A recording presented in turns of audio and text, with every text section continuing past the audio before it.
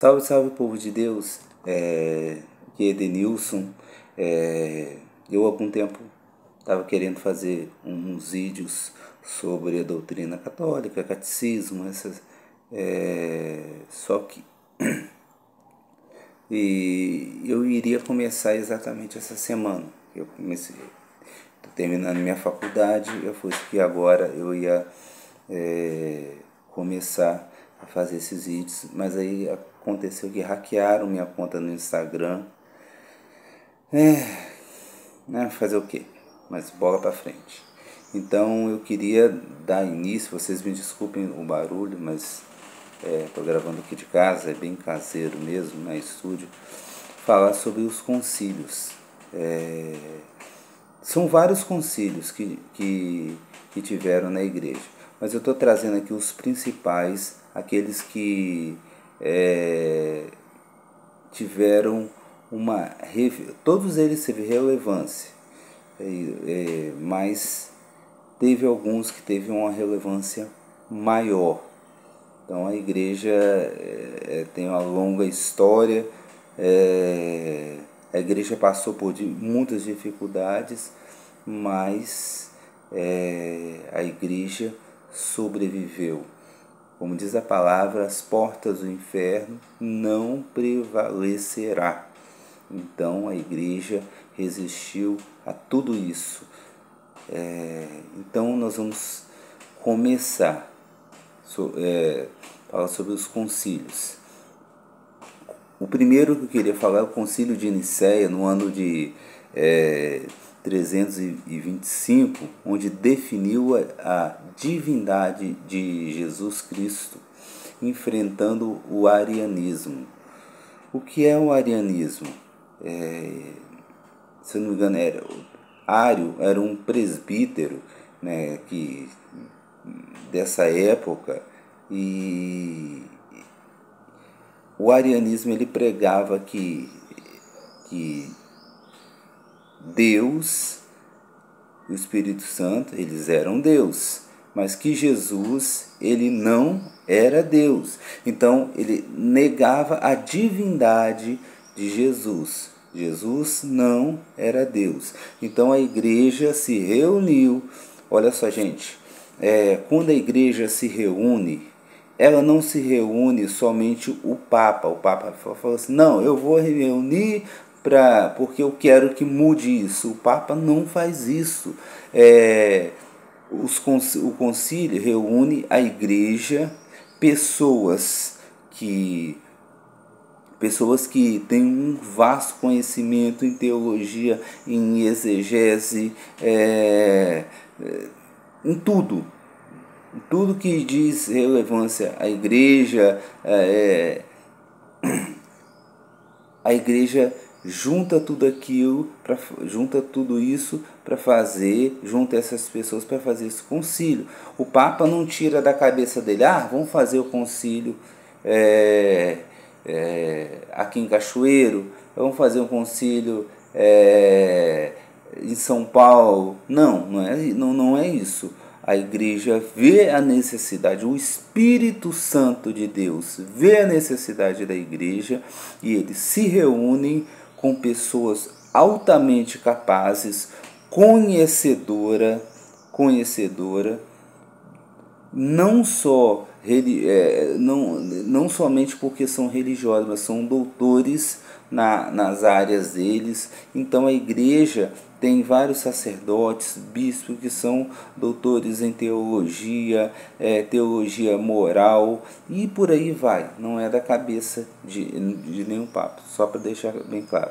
O concílio de Nicéia de 325, a igreja definiu a divindade de Jesus Cristo. Jesus parece assim uma piada, né? Mas muita gente, como hoje se deixa se levar, estava se deixando se levar. Então a igreja precisou se declarar, fazer um concílio, o concílio de Nicéia, onde definiu a divindade de Jesus.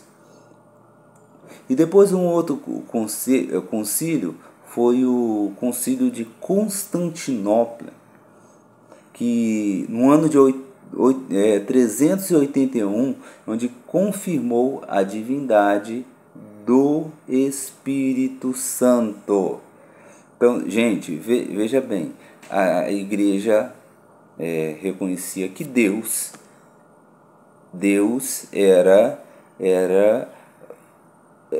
o Pai. Era o Pai. E aí, o que acontece? No concílio, no concílio de Nicéia, onde definiu a divindade de Jesus. A igreja sabia, a igreja sempre soube que Jesus é Deus. Então, assim, a igreja não negava isso. Mas tinha uma corrente que estava muito forte. A igreja precisou se declarar, olha, Jesus é Deus. E aí no concílio de Constantinopla,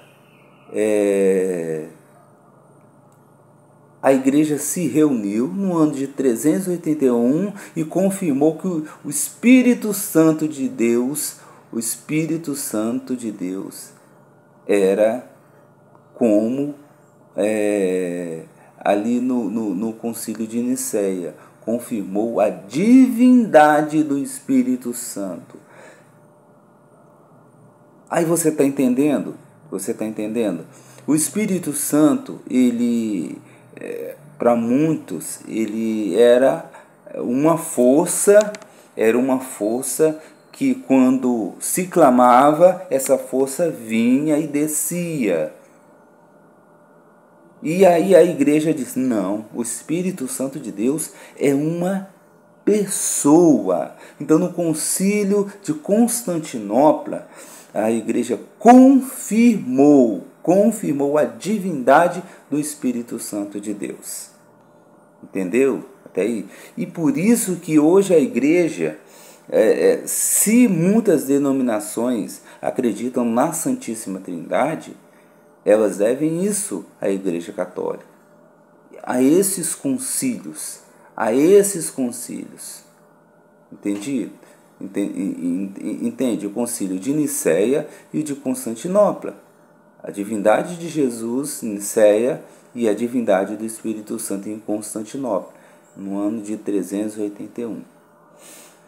E aí a gente vai lá agora, neste momento, o concílio de Éfeso, no ano de 431, onde definiu a natureza divina e humana de Jesus. Gente, olha só, a igreja declarou ali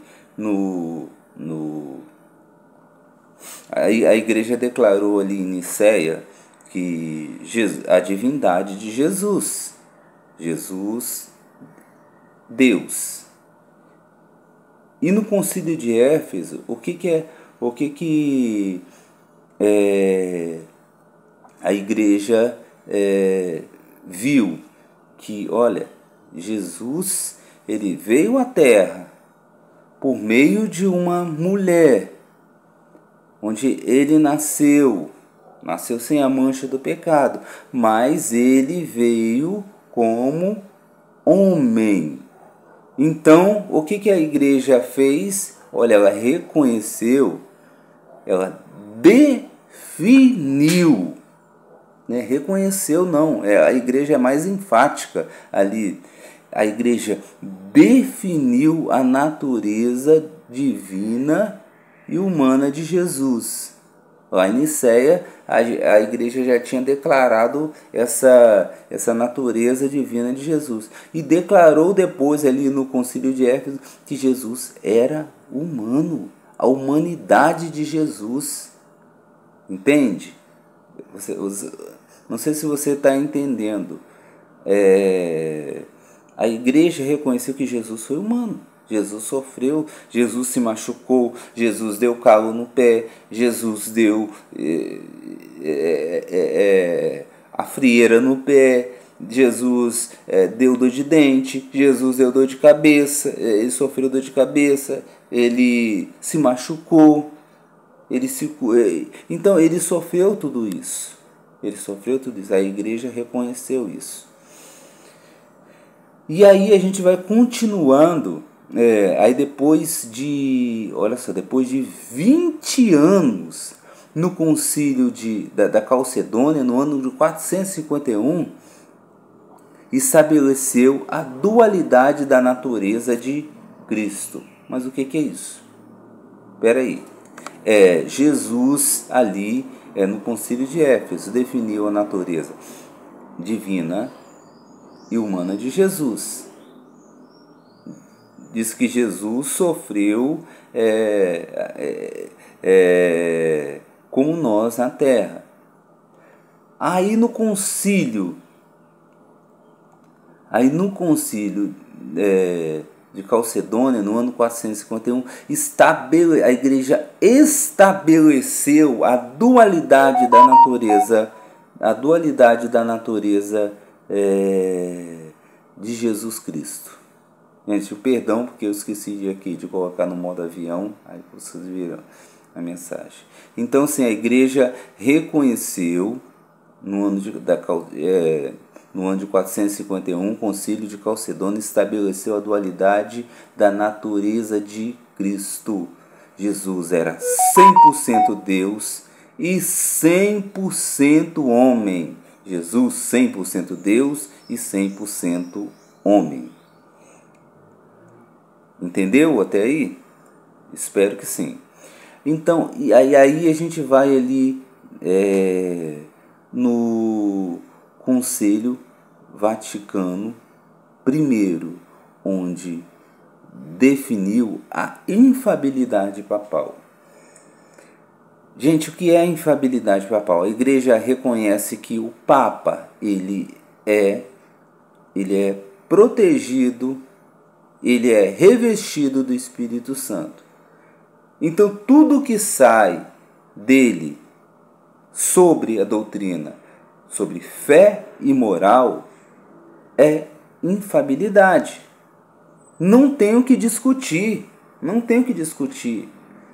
Um exemplo, no concílio ali que a gente estudou, sobre a divindade de Jesus. O Papa se reuniu, olha, nós temos que discutir sobre isso, a infabilidade de Jesus. Então, o peso da palavra do Papa, ela tem muito poder. Por quê? Porque o Papa, primeiro, ele é o sucessor de Pedro. E depois ele é conduzido pelo Espírito Santo de Deus. Então, o Papa, quando nesse assunto de fé e moral, ele não pode errar. Ele não vai errar, porque ele é revestido do Espírito Santo de Deus. Olha só, gente, eu estou dizendo que quando o Papa vai fazer um pronunciamento daquilo que é definido para a igreja, aí está a infabilidade. O Papa não erra nesse ponto. Mas aí, tudo que o Papa fala é certo? Tudo que o Papa fala a gente tem que aceitar? Não, mas como é que é isso? Gente, uma coisa é você falar da a infabilidade do Papa nas questões teologais, nas questões morais da igreja, na questão da igreja. E outra coisa é o Papa falar por ele, dando a opinião dele. Então a igreja não reconhece a opinião do Papa. O que a igreja diz é que naquele momento em que o Papa está discutindo algo, mudanças, algo para a igreja, aí está a infabilidade papal. Ele tem essa autoridade que foi deixada por Jesus Cristo. As portas do inferno não prevalecerão. essa infalibilidade do Papa. E outra coisa é a opinião dele. Gente, a opinião do Papa, se não for em nenhum pronunciamento, se não for nenhuma encíclica, se não for algo dentro dos dogmas da igreja, não tem valor algum. Não tem valor algum dogmático, entendeu? Você respeita, eu vou respeitar aquilo que ele vai dizer, mas não é algo que a igreja acredita, certo? Aí tá aí espero que você tenha entendido melhor. E depois do Concílio Vaticano I, o Concílio Vaticano I ele durou 1 ano. E aí, no Concílio Vaticano II, que aconteceu em 1962, olha só o tempo. O Concílio Vaticano I em 1869 a 1870. O Concílio Vaticano II ele no ano 60, em 1962 a 1965. Gente, foram 3 anos. Foram 3 anos de concílio.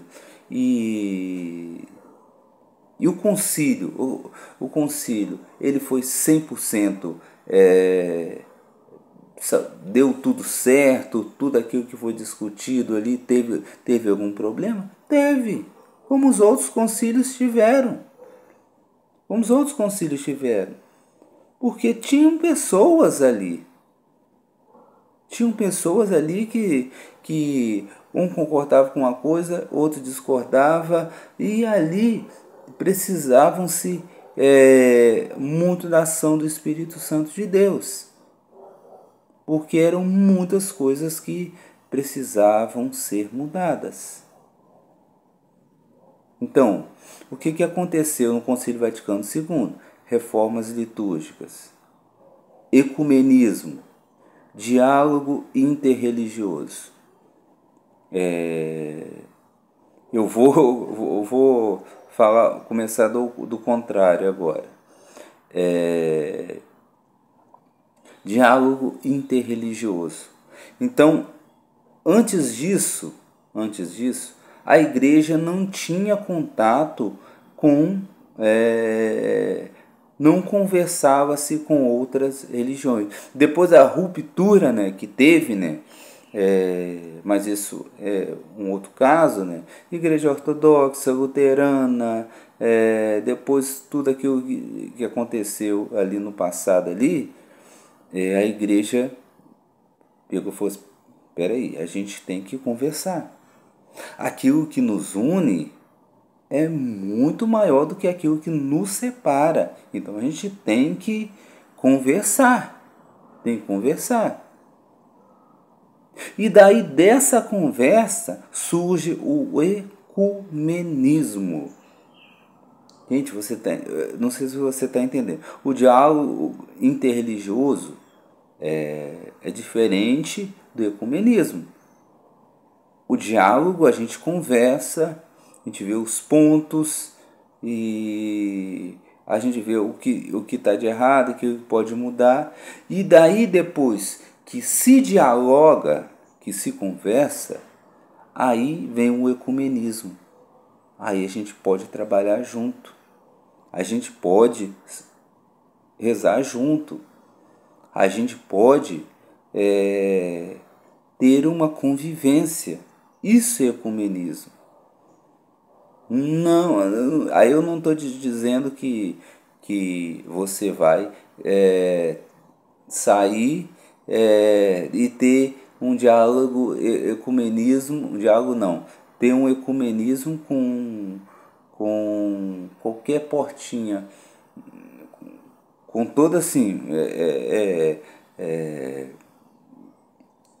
com todo carinho que eu vou dizer, mas eu estou dizendo para o povo católico. O povo protestante, me desculpe, mas você não pode ter um ecumenismo com qualquer porta que você vê, qualquer portinha. Então o ecumenismo ele é mais amplo, onde a igreja vai se reunir para poder trabalhar, primeiro ter o diálogo interreligioso e o ecumenismo.